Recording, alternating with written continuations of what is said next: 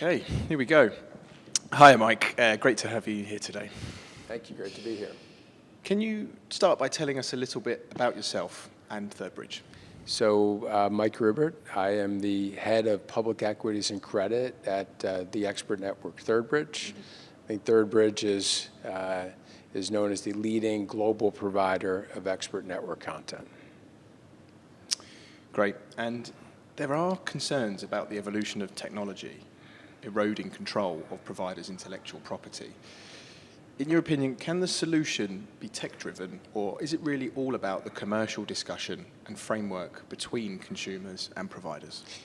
It's a very good question. I think that, one, I would just say at an overarching level, this is not the first challenge or opportunity that the investment banks or sell-side research providers like ourselves more broadly have faced.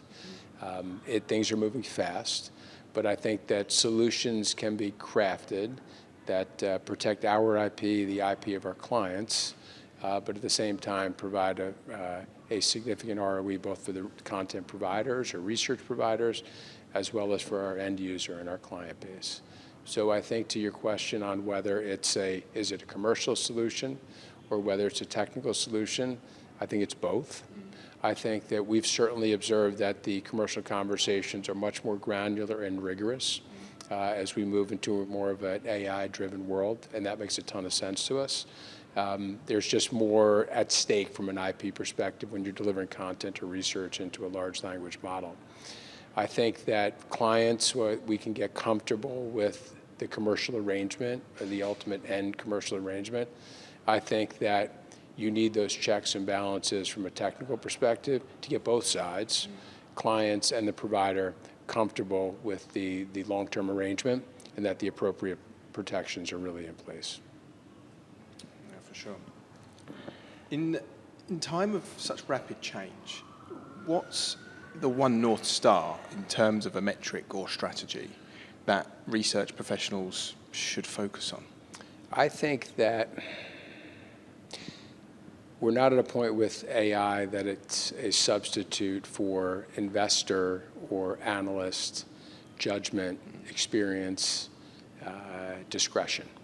And so I think most of my fellow panel members believe that AI, and I would say our clients, believe it's a significant productivity tool, one the like of which we've never seen in the past.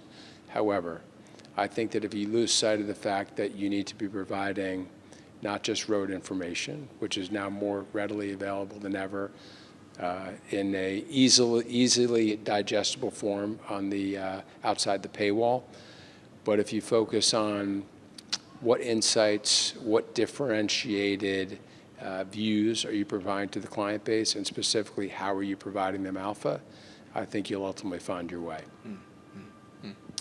And finally, what do you think is the most important takeaway to come out of today's event? So I've just I came off a panel, so I'll speak to that panel.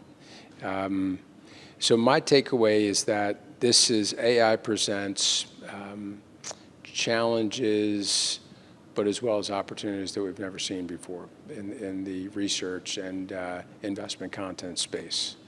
I think that in the past, people might have acted in silos, and we might even have acted at times in silos with respect to our clients.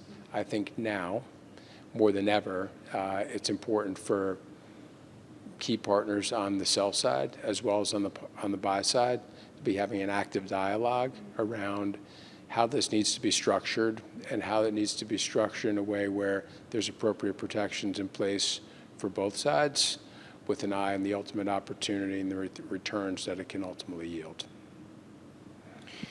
Mike, that was great. Thank you so much. I hope you enjoy the rest of your day. James, thanks for having me.